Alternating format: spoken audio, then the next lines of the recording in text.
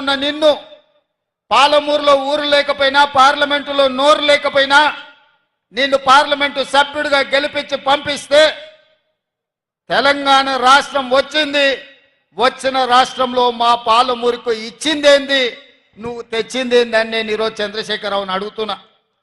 చంద్రశేఖరరావు గారు నేను అడుగుతున్నా, ఉమ్మడి రాష్ట్రంలో సమైక్య పాలనలో 60 సంవత్సరాలు ఆంధ్ర వాళ్ళు చెరబట్టి పడావు పెట్టిన పాలమూరు రంగారెడ్డి ఎత్తిపోతలు కానీ, కల్వకుర్తి లిఫ్ట్ ఇరిగేషన్ కానీ, కోయిల్ సాగర్, భీమా, నెట్టెంపాడు ఏదైనా ప్రాజెక్టులు 10 ఏళ్లలో పూర్తి చేసినవా? ఏదైనా పరిశ్రమలు మా పాలమూరుకు తీసుకొచ్చినవా? అంతెందుకు ఆనాడు కాంగ్రెస్ పార్టీ అధికారంలో ఉన్నప్పుడు పాలమూరు యూనివర్సిటీ మంజూరు చేసి ఈ ప్రాంతంలో ఉన్న తండాలు, దళిత వాడల్లో ఉన్న పేదల బిడ్డలు, బలైన వర్గాల బిడ్డలు చదువుకోవాలి, డాక్టర్లు, లాయర్లు, ఇంజనీర్లు కావాలి, ఐఏఎస్లు, ఐపీఎస్లై రాజ్యం ఏలాలి అని ఆనాడు కాంగ్రెస్ పార్టీ పాలమూరు యూనివర్సిటీ ఇస్తే అక్కడ చదువులు చెప్పే పంతుల పదవులు 150 ఉంటే 10 ఏళ్ళు 130 ఖాళీలు పెట్టిండు. యూనివర్సిటీ పేరు మీద పంతులు లేకపోతే పిల్లలు చదువుకునేది ఎట్లా అని చెప్పి నేను చంద్రశేఖరరావును ప్రశ్నిస్తున్నా. మా ప్రాజెక్టులు గట్టలే, కృష్ణానది మా పక్కనే పారుతున్నా, మా జూరాల ప్రాజెక్టు పూర్తి చేయకుండా, మా పాలమూరు రంగారెడ్డి ఎత్తిపోతల పథకాన్ని పూర్తి చేయకుండా ఇవాళ మా రైతులు వలసలు పోతుంటే నువ్వు ఆనందంతో నీ రాజ్యం నడుపుకున్నావు తప్ప మాకేమన్నా ఇచ్చినవా? మాకు చదువుకుల్లో సహకరించలే, మాకు ఉద్యోగ ఉపాధి అవకాశాల్లో సహకరించలే, మా ప్రాంతానికి పరిశ్రమలు తీసుకురాలే.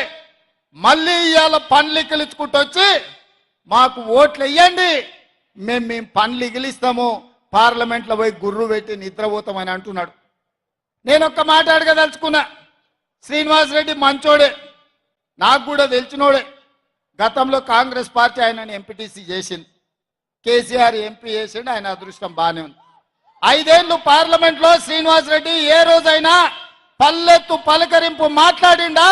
పాలమూరు రంగారెడ్డి ఎత్తిపోతల ప్రాజెక్టు గురించి ప్రస్తావించిండా? మనిషి మంచోడే గాని మంచానికి పడ్డాడు.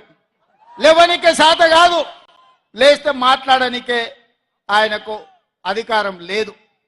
మరి అట్లాంటి శ్రీనివాసరెడ్డిని మళ్ళొక్కసారి ఇవాళ కేసీఆర్ గారు వాళ్ళ అభ్యర్థి అని పంపించిండు. ఏం చూసేయాలి? పిల్లగాడు 5 ఏళ్ళు చదివిండు, ఇవాళ పరీక్షలు రాయనికి వచ్చిండు.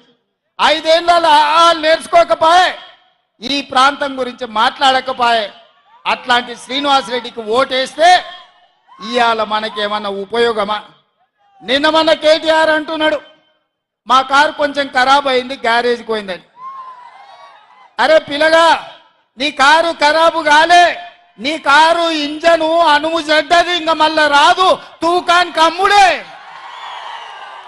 తూకం పెట్టి అమ్ముడే, వర్క్ షాప్ నుంచి మళ్ళా ఇంటికి రాదు. ఇనుప సామాన్లోనికి తూకం పెట్టి అమ్ముడే. నీ కారు నీ అయ్యనడుగు కావాలంటే ఇంటికి పోయి. నీ కారే కాదు, నీ అయ్య ఆరోగ్యం కూడా అనుంచెడ్డది. ఎందుకంటే 7 తారీఖు నాడు ప్రమాణ స్వీకారం ఉంటే ఆయనలోనే నీ అయ్య బోర్ల పడ్డాడు, బొక్కలు ఇరిగిన ఇయ్యాలటికి నడవలేకపోతుంది. మొన్న జరిగిన ఎన్నికల్లో ప్రజలు కారును బండకేసి కొట్టిండ్రు, 100 మీటర్ల గోతి తీసి పాతి పెట్టిర్రు. ఇంకా కూడా ఆయన పొంకనాలు కొడుతున్నాడు. నిన్నటికి నిన్న మాట్లాడుతుండు ఈ పొంకనాలు. ఆయన ఏం మాట్లాడిండు? ఆయన పిట్టల ద్వారా నాతో 20 మంది ఎమ్మెల్యేలు టచ్లో ఉండ్రు, సిట్కే కొడుతూ వస్తారని. సిట్కే కాదు, మిద్దెక్కి డప్పు కొట్టు బిడ్డ, నీ దగ్గర ఉన్నోళ్ళు కూడా ఎవడన్నా ఉంటాడేమో చూద్దాం. గతంలో లాగా కాంగ్రెస్ ఎమ్మెల్యేలు గొర్రెల మంద తోడేళ్లలాకొచ్చి తేప కొట్టి కొట్టుకపోదాం అనుకుంటున్నాం బిడ్డ. ఈడ కాపలా ఉన్నది రేవంత్ రెడ్డి, నువ్వు ప్రయత్నం చేసి చూడు. ఈడ మా ఎమ్మెల్యేలను కంచేసి కాపాడుకునే శక్తి హైటెన్షన్ వైరు రేవంత్ రెడ్డి ఉన్నాడు బిడ్డ. వచ్చి ముట్టుకో. కరెంటు తీగ మీద కాకి కరెంటు కొడితే ఎట్లా కర్రెగా సస్తలో నువ్వు కాంగ్రెస్ వైపు చూస్తే నీ సంగతి గట్లనే అవుతుంది. నువ్వు మా దిక్కు కాదు, నీ దొడ్ల సాయంత్రానికి ఎన్ని వచ్చినా ఒకసారి లెక్క పెట్టుకో బిడ్డ, నీ సంగతి చెప్తా గాని.